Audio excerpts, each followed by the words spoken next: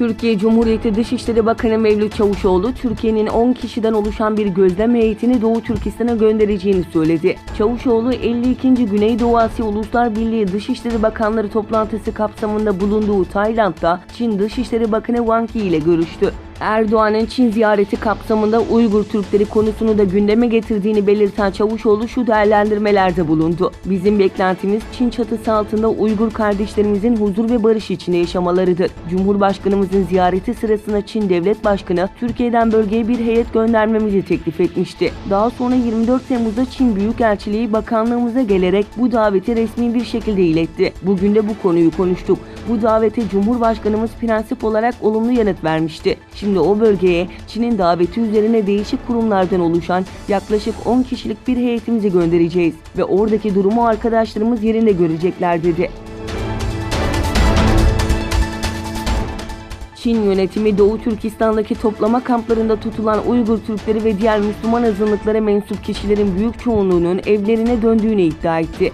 Çin Komünist Partisi iktidarının sözde Sincan Uygur Özerk Bölgesi yani Doğu Türkistan'a atadığı Vali Şöhret Zakir ve Vali Yardımcısı Alken Tunyaz, başkent Pekin'de basın toplantısı düzenledi. Çin Devlet Konseyi Enformasyon Ofisi'nde düzenlenen toplantıda konuşan Tunyaz, toplama kamplarına kaç kişinin girip çıktığı ya da halen kaç kişinin tutulduğu sorusuna rakamlar dinamik diyerek cevap vermekten kaçındı. Batılı ülkelere atıfla bazı ülkelerin ve bazı basın yayın organlarının eğitim merkezlerinden ötürü Çin'e iftira attığını öne süren ÇKP'li Vali Yardımcısı Tunyaz, eğitim alanların çoğu evlerine ve ailelerine döndü ifadesini kullandı. Vali Şöhret'te öğrencilerin %90'ından fazlası topluma, evlerine, ailelerine döndü ve mutlu bir şekilde yaşıyorlar. %90'ından fazlası iyi geliri olan sevdiği işi buldu açıklamasında bulundu. Toplantıyı takip eden yabancı gazetecilerin yanı sıra Çinli basın mensuplarının dahi abartılı bulduğu rakamı devlet destekli medya çeşitli ifadelerle toparlamaya çalıştı.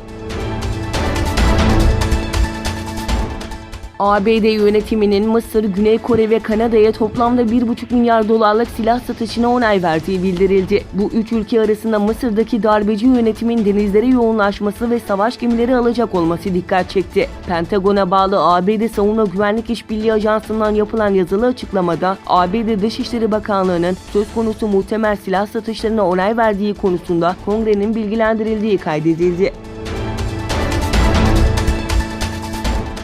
Rusya'da Moskova Şehir Meclisi seçimlerine bağımsız adayların kaydının iptal edilmesi nedeniyle hafta sonu yapılan izinsiz gösteriye katıldıkları gerekçesiyle 60'tan fazla kişinin tutuklandığı bildirildi. Olayla ilgili 278 yasa ihlalinin tespit edildiğini belirten Moskova Şehir Mahkemesi basın sözcüsü Ulyana Solopova, mahkemece 61 kişinin tutuklanmasına karar verildiğini söyledi. Solopova, 161 kişinin para cezasına çarptırıldığını, gösteriyle ilgili soruşturmanın da devam ettiğini kaydetti.